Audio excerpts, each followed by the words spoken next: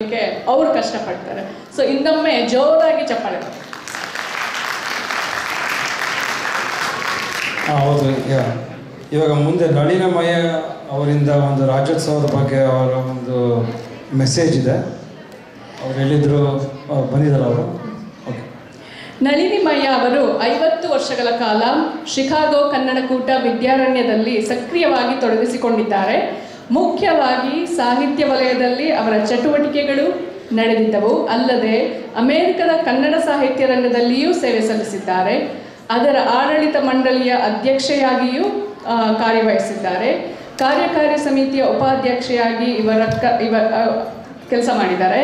ಇವರ ಕಥೆ, ಕವನ, ಪ್ರಬಂಧಗಳು ಕರ್ನಾಟಕದ ಹೆಸರಾಂತ ಪತ್ರಿಕೆಗಳಲ್ಲಿ ಪ್ರಕಟವಾಗಿ ಒಂದು ಕಥಾ ಸಂಕಲನ ಮತ್ತು ಒಂದು ಪ್ರಬಂಧ ಸಂಕಲನವನ್ನು ಸಹ ಪ್ರಕಟಿಸಿದ್ದಾರೆ. ಪ್ಲೀಸ್ ನಳಿನಿಮಯ್ಯ ಅವರಿಗೆ ಸ್ಟೇಜ್ ಮೇಲೆ ವೆಲ್ಕಮ್ ಮಾಡಿ. ನಮಸ್ಕಾರ. ಇಷ್ಟು ವರ್ಷ ನಾನು ವಿದ್ಯಾರಣ್ಯದ ವಿದ್ಯಾರಣ್ಯದ ಸದಸ್ಯರಾಗಿದ್ದೆ, 50 ವರ್ಷ. ಈಗ 3 ವರ್ಷದಿಂದ ಇಲ್ಲಿದ್ದೀವಿ. ಈಗ ಕಾವೇರಿಯ ಚಟುವಟಿಕೆಗಳು ನೋಡ್ತಾ ಇದ್ದೀನಿ. ತುಂಬ ಸಂತೋಷ ಆಗ್ತಾ ಇದೆ. ಎಲ್ಲಾದರೂ ಇರು, ಎಂತಾದರೂ ಇರು, ಎಂದೆಂದಿಗೂ ನೀ ಕನ್ನಡವಾಗಿರು ಅನ್ನೋದನ್ನು ನೀವು ಚೆನ್ನಾಗಿ ತೋರಿಸ್ಕೊಡ್ತಾ ಇದ್ದೀರಾ ನಿಮ್ಮ ಚಟುವಟಿಕೆಗಳು. ಇವತ್ತು ಕನ್ನಡ ರಾಜ್ಯೋತ್ಸವ ದಿನ, ನವೆಂಬರ್ 1 ನಾವು ಅದನ್ನು ಇವತ್ತು ಆಚರಿಸ್ತಾ ಇದ್ದೀವಿ. ಈ ಕನ್ನಡ ಅನ್ನೋದೇನು ಅಂತ ನಮ್ಮ ನಿಸಾರ್ ಅಹಮದ್ ಕವಿಯವರು ಬಹಳ ಚೆನ್ನಾಗಿ ಹೇಳಿದ್ದಾರೆ. ಕನ್ನಡವೆಂದರೆ ಬರೀ ನುಡಿಯಲ್ಲ, ಹಿರಿದಿದೆ ಅದರರ್ಥ. ಜಲವೆಂದರೆ ಕೇವಲ ನೀರಲ್ಲ, ಅದು ಪಾವನ ತೀರ್ಥ ಅಂತ. ಜಲ ಅಂದರೆ ಬರೀ ನೀರಲ್ಲ, ಅದು ತೀರ್ಥ ಇದ್ದಾಗೆ. ಹಾಗೆ ಕನ್ನಡ ಅಂದರೆ ಬರೀ ನುಡಿಯಲ್ಲ, ಅದಕ್ಕೊಂದು ದೊಡ್ಡ ಅರ್ಥ ಇದೆ ಅಂತ. ಏನರ್ಥ? ಅದೇ ಕವನದಲ್ಲಿ ಮುಂದೆ ಹೇಳ್ತಾರೆ.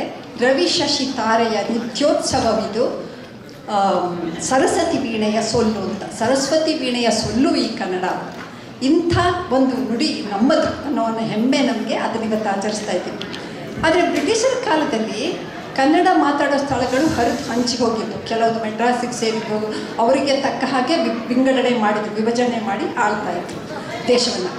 ಅವ್ರು ಬಿಟ್ಟು ಹೋದ್ಮೇಲೆ ನಾವು ಭಾಷಾವಾರು ಪ್ರಾಂತ್ಯಗಳನ್ನಾಗಿ ವಿಂಗಡಿಸಿದ್ವಿ ಸ್ವಾತಂತ್ರ್ಯ ಬಂದ ಮೇಲೆ. ಹಾಗಾಗಿ 1956ರಲ್ಲಿ ನಮ್ಮ ಕನ್ನಡ ಮಾತಾಡೋ ಎಲ್ಲ ಸ್ಥಳಗಳನ್ನು ಒಂದುಗೂಡಿಸಿ ಆವಾಗ ಮೈಸೂರು ರಾಜ್ಯ ಅಂತ ಕರೆದ್ರು ಅದನ್ನು.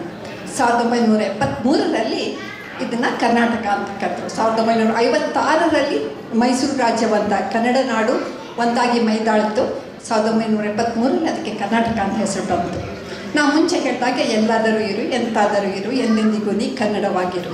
ಈ ಅಮೆರಿಕದಲ್ಲಿ 10,000 ಮೈಲಿ ಆಚೆ ಕನ್ನಡ ನಾಡಿಂದ ನಾವು ಸಂಭ್ರಮದಿಂದ ಕನ್ನಡ ಆಚರಿಸ್ತಾ ಇದ್ದೀವಿ. ನೀ ಮೆಟ್ಟುವ ನೆಲ ಅದೇ ಕರ್ನಾಟಕ ಅಂದರು ಕುವೆಂಪು. ಅಲ್ಲಿ ಇಂಡಿಯಾದಲ್ಲಿರೋ ಕನ್ನಡಿಗರಿಗೆ ನಾವು ಅದನ್ನು ಇನ್ನೊಂದು ಅರ್ಥದಲ್ಲಿ ದುಡಿಸ್ಕೊತಾ ಇದ್ದೀವಿ. ನೀ ಮೆಟ್ಟುವ ನೆಲ ಅದೇ ಕರ್ನಾಟಕ. ನಾವು ಎಲ್ಲಿ ಹೋಗಿ ನಿಂತರೆ ಅಲ್ಲಿ ಒಂದು ಕರ್ನಾಟಕವನ್ನು ಮಾಡ್ತೀವಿ. ಹಾಗೆ ಮಾಡ್ತಾ ಇದ್ವಿ. ಮಕ್ಕಳ ಡ್ಯಾನ್ಸಲ್ಲೇ ಆಗಲಿ, ಯಕ್ಷಗಾನದಲ್ಲೇ ಆಗಲಿ, ಇಲ್ಲಿ ಕರ್ನಾಟಕ ಉದಯವಾಗಿದೆ. ಸಿರಿಗನ್ನಡಂ ಗೆಲ್ಗೆ. Thank you.